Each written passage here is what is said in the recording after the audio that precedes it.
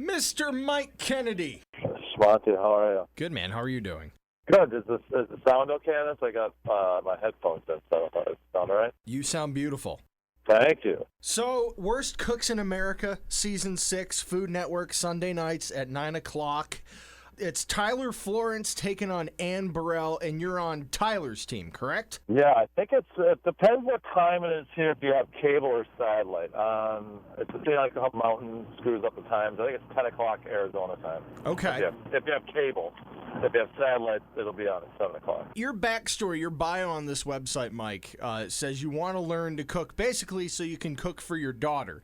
Now, having known you for a couple years, my question is this until she learns to cook herself, and then is she taking over? Right, exactly. I mean, that's the beauty of this. However, the network, whoever wrote that, it's like, my daughter's 15. You would think at some point I would have learned. You know what I mean? She's almost off on her own. She's almost driving, and now all of a sudden I've decided it might be a good time to stop eating fish sticks and frozen pizza. Now, what's Tyler Florence like? Was there any hazing to be on his team? He's kind of a wannabe Bobby Knight from basketball. Like, he's one of these, like, kind of a cross between Bobby Knight and Tony Robbins. A little bit of tough love, but it wasn't throwing chairs, but a little bit of food as a metaphor for life, and how his big thing, he kept saying, I could turn my life around. And I was like, look, dude, I just want to learn how to make a pan-seared chicken. That's all I really want to do. I'm not looking to turn my life around and settle down. I would have guessed that he would have made you read one of his books, if not all of them. It seems like he puts out a new one every year. Yeah, he's definitely very prolific. I mean, he's definitely one of these guys where you go, oh, this guy's drinking a lot of his own Kool-Aid. It's good Kool-Aid, but it's also, it's Kool-Aid about cooking. Come on, he's not, solving the world's problems. I mean, he's a cool guy, but it's like, all right, you're just making food here, dude. Anybody, we stick to this for 30 years, we're going to be able to do this. Yeah. My favorite book that he has is Tyler Makes Spaghetti with Craig Fraser, and I like the part where he and Craig Fraser make spaghetti. What? That's the book? Yeah, that's the book, apparently. You can make that a book? Oh, my God. That sounds like a pamphlet. There might be a writing career for you after this show. I'm going to have to give him a call. I've got several books on that I've thought of this morning already. Who's scarier on the show, Tyler or Ann? Who are you more afraid of? Oh, by far, Ann Burrell. Oh, my God. She did not like me at all. I was so glad. I didn't get picked on her team, thank God, or I would have been gone the first week of this thing. Yeah, she just absolutely hated me. What doesn't she like about you? Well, when I did the casting call, I mentioned I'm a comedian. So this Tyler Florence goes, tell me a joke. And I'm like, it doesn't work that way. That's not how. I go, it doesn't work that way. He goes, come on, tell me a joke. And I go, okay, if you were walking down the street and someone said to you, hey, make me a meal, would you make him a meal? And he's like, yeah, I would do that. And I'm like, I wanted to go, you're full of it, first of all. So I go, okay, I'll tell you a joke. So I start telling him a joke, and as I'm talking, he laughs, and then she's just sitting there shaking her head the whole time, like disgusted with me, right? And it wasn't even a dirty joke. And I get done, and I just start shaking my head back at her, and I go, oh, I can shake my head all day, sweetie, which not something you should say to somebody who doesn't like men.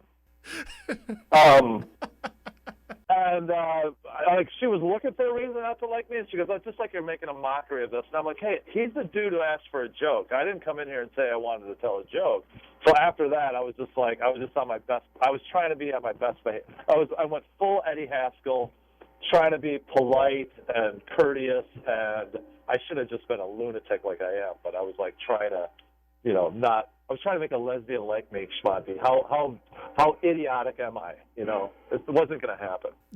I don't know. You have some, I guess, lesbian features to you. Maybe if anybody could pull it off, it could be you. Well, I tried being gay once, and I didn't get to the point where I could tell her that. You know what I mean? I think that would have been a bonding moment. You haven't had one of those heart-to-hearts yet? Yeah, I should have just sat her down and said, look, I understand why you don't like men. I tried men once.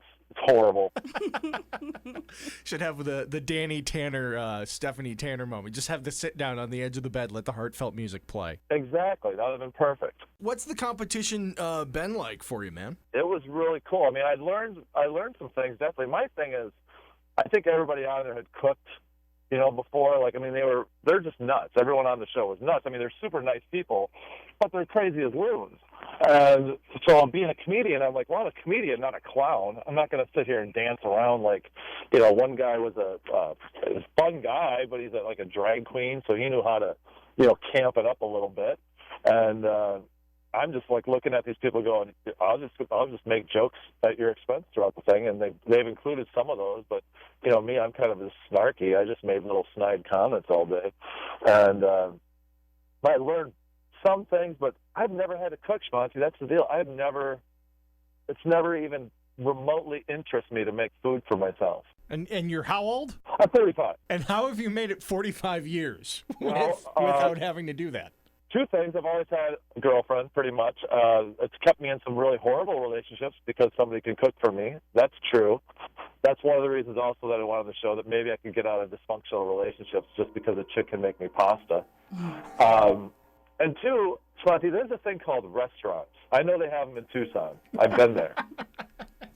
I like to honor people and what they've chosen to make their career, and by going and helping them put food on their family's table as well. I like to support the economy. Hakuna Matata, circle of life. If everyone learned how to cook, there'd be no more restaurants.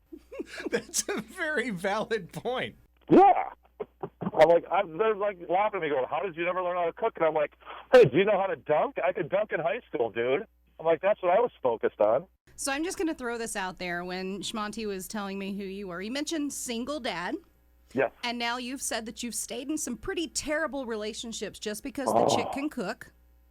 Yeah. I'm just going to say I'm Southern, and really? I can fry one hell of a chicken. Nice. How you doing? That's what I like that. Send over some photos. This is like a new age version of Tinder. Radio This is interview really good. Tinder. Are you swiping? Are you swiping Shmonty, right, Mike? Are you swiping You know right?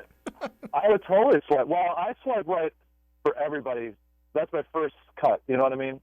Like, I just swipe right all day long because then that makes me. I mean, not that I have any. I mean, I have all the time in the world to kill, but I just like to swipe right and eliminate that first. I don't like to take the time to actually look through all the photos and read the bio. For me, Tinder is a lot like Sky Mall. I just like to kill time with it, but for the most part, I never have any intention of having any of these things in my house.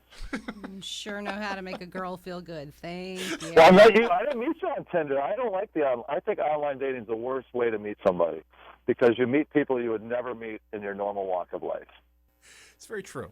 Right? Next thing you know, you're hanging out with someone from Marana. Why would you do that? Why would you do that to yourself?